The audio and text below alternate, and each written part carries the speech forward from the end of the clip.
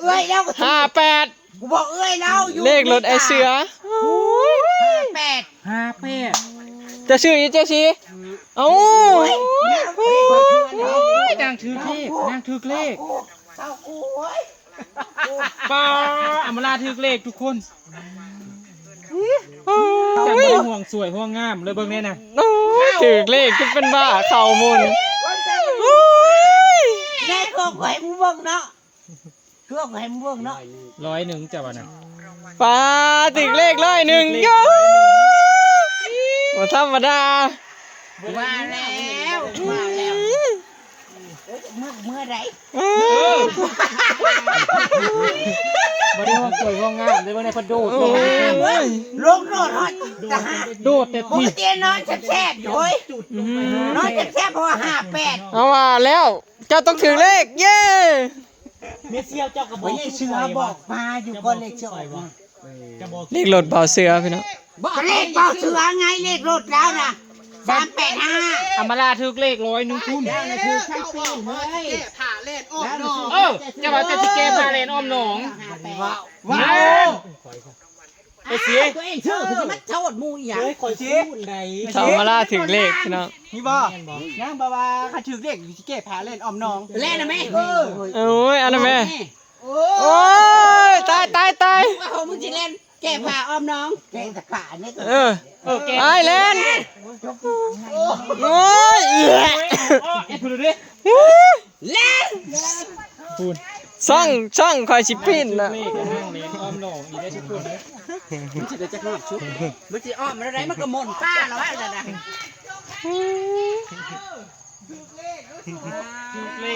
เฮงขนาดถือเลข100 บาทพี่น้องแน่นมน้องโดดน้องมาดิพอดน้องแม่มองบ่ทันฮอดรอบกูเมื่อยดีใจน้ำเสียมาล่าเนาะเพราะว่าถือเลข100นะชมได้เฮ้ยเห็นได้ได้บาได้บนเลยดิกระโดดลงไหน้ารอดงามมึงต่ำคงห่วงหางแล้วสูงเพิ่นกระโดดลงไปได้มึงว่าสิอ้อมจักรอบเฮ้ยมืดรอบนึงโดดน้องเลยบัดนี้เอามันก็ต้องครบ3ตัวได้แล้วรอบนึงตายเพิ่นบ้าเพิ่นบุญไงเฮงมันออกยังรางวัลที่1นะยังบ่ได้ออกดอกตั้งแต่ได้ลูกมันเฮงก็เฮงเนาะโอ้ยนอนมาพร้อมกับลูกเนาะเฮงลูกฟ้าเฮงอีกรอบนึงตายเฮงเสร็จแล้วเอาไปแล้วเจี๊ยบแลนน้ำเล่าเอาลงน้องรอบที่3นะกระโดดลงจนเข่าหักเบิดเอาได้ไหมเอาท่ายบ่ทันต่อรอบสุดท้ายกระโดดลงอาบน้ำเพราะว่าเฮง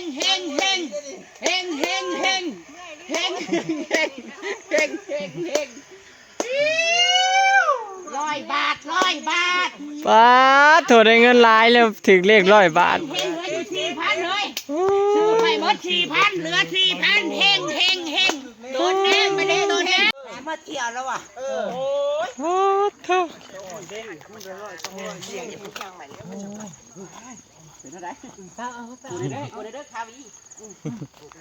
โอ้ยพี่น้องเอ้ย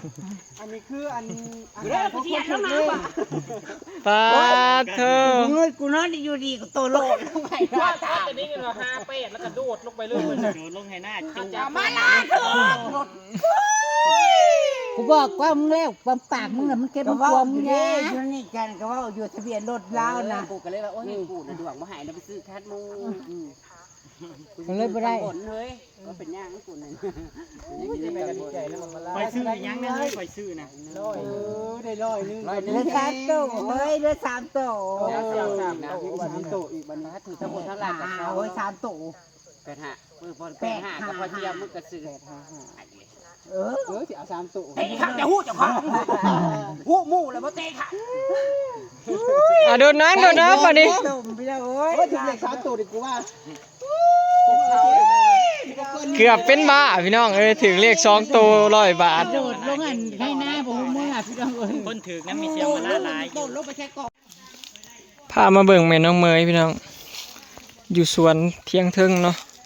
มื้อเช้านี้พอน้องเมยขึ้นมาไถสวนเพิ่นสิปลูกผักเพิ่นเนาะสิพามาเบิ่งพี่น้องเพิ่นปลูกหยัง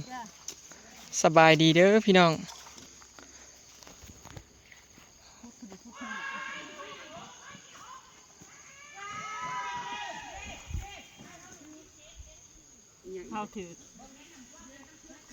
ฟ้ากระถึกเลขทั้งข้างบนข้างล่างฟ้าเป็นปอบแท้ๆทอมเวลาถึกเลขพี่น้อง ไปรับไปนอนละมื้อแรกนี่ ไม่ได้รับได้นอนแล้ว กระดาษถือจำนี่ยังไม่ให้ ตึกสิพกตึกดิ ปลูกอย่างนี้ปลูกถั่วดิน โดย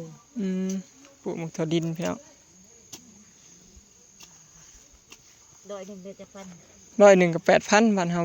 บาทละ80 บุกลุกปูนาน บาทละ80 นี่แหละว่าสิบ่3,000 กว่า ซื้อบ่3,000ก็ได้5,000บัดนี้เราถึกทั้งบนทั้งล่างนี่บัดนี้ บ่ไผถือข้างล่าง ถึกทั้งบนทั้งล่าง ดีโอสิ วิโอถือข้างล่างนั่น บ่ข้างล่างน่ะลิโอบ่ถึกข้างบนข้างล่างมันออก85885นี่นะ หัวคนถือ อืม พอเสียวก็ไม่เสียวเฮง ตูดอย่างเดียวค่ะบริโซค่ะ ขึ้นกับไปลง ทางนี้พร้อมตูดเด้อจ้า ทางนี้พร้อมตูดบุแรง เฮานี่แหละ เออ มันกับบ่ได้เสียตุ๊ด โดย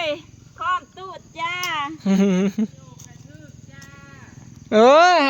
ให้พ่อเสียวก็แม่เสียวเลี้ยงเด้อมือแรงเนาะพี่น้อง เอาแล้วเนาะแซ่บสิกินแล้ว พ่อเสียวก็แม่เสียวเด้อถึกเลข ใช้ตูดโดยเฉพาะได้พี่น้อง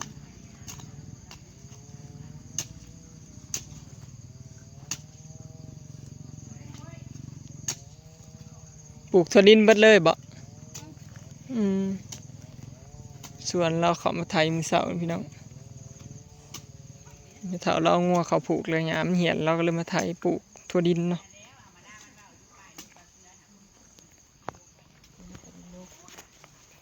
สวนนี่ก็ใหญ่เติบเด้เนี่ยบ่ได้น้อยๆเด้อพี่น้อง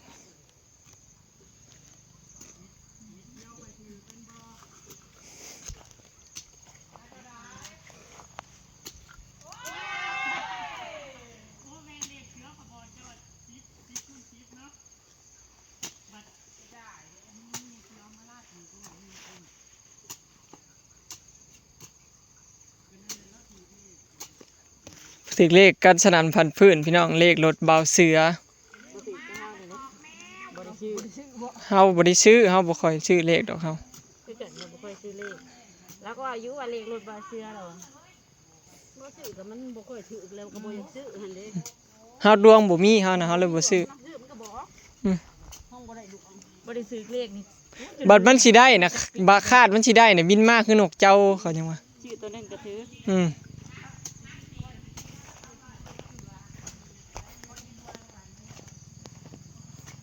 ปลูกตอนนี้ก็พอดีเลยเนาะเกี่ยวเขาวแล้วผู้สิได้เนาะ เขาแล้วก็ผู้ละเดือนนึง เดือนหนึ่งประมาณเดือนหนึ่งพี่น้องจะสิได้ลกทั่วดินแต่ของพอเทาเลิศนี่เกี่ยวเขาวแล้วของเพิ่นนะคิดว่า แต่ว่าปลูกย่ามนี้ช่างแต่มันหึมเนี่ยพี่น้อง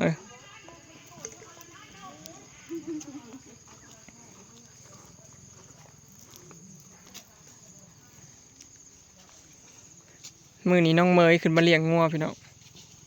เปลี่ยนกันบางมื้อก็ไปทำบุญมื้อก็แม่น้องเมยน้องทำไปโรงเรียนจ้าวันนี้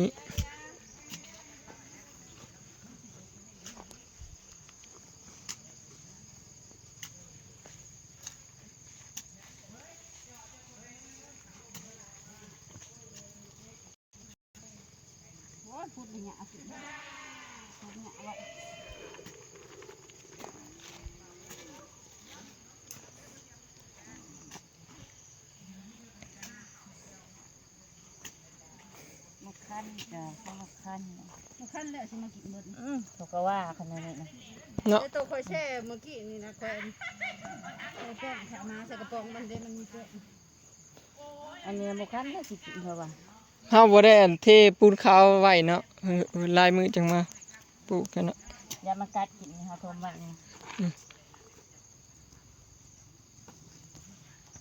เคยโทมใช่ ได้ไม่ใช่เอาซะก่อน เนาะ ถ้าแช่น้ำแช่ส้มกับยา โทมหมดคัน มันกัดกินหมดเนาะ มันสิกัดกินเลย หมดมันก็หมักเท่าใด โอ้เมียนอ้าว มันก็หาแนวกินอยู่เนาะปงไว้ปุ๊บมาปั๊บเลยเด้ไวๆเด้หมดนี่ก็เลยหู้กินไวขนาดเด้ คันเขาใส่ยาไว้นะอบยานะมันอบยานะมันก็สิบกินเนาะเสียงนี่ แต่ว่าของพระเจ้าเลิศน่ะงามอยู่พี่น้องแต่ว่ามันตายหืมน้ำส่วนหลายมันหืมน้ำ คู่มันกับมันอันคู่มัน อยู่ในคู่กับคู่มันน้อยเด้ ตกแล้วมันเจือน ฝนตกมันเจิดแล้วก็มันตกตลอดเลยตายได้เป็นกลางเวิงกลางว่างแล้วก็ตอนแรกก็บักงามๆนึงมันตกคู่มือแล้วก็น้ำอังแล้วก็เซ็ตเลยบ่เซ็ตก็เหลืองมันหืมน้ำปลูกยามนี้ก็ยากน้ำหืมน้ำเนี่ยพี่น้องคือต้นไม้คือกันต้นไม้กินหมากนี่ก็บ่ก็ยังบ่ได้ปลูกซื้อมาฝนตกคู่มือมันจะน้ำหืมดินเย็นจังซี่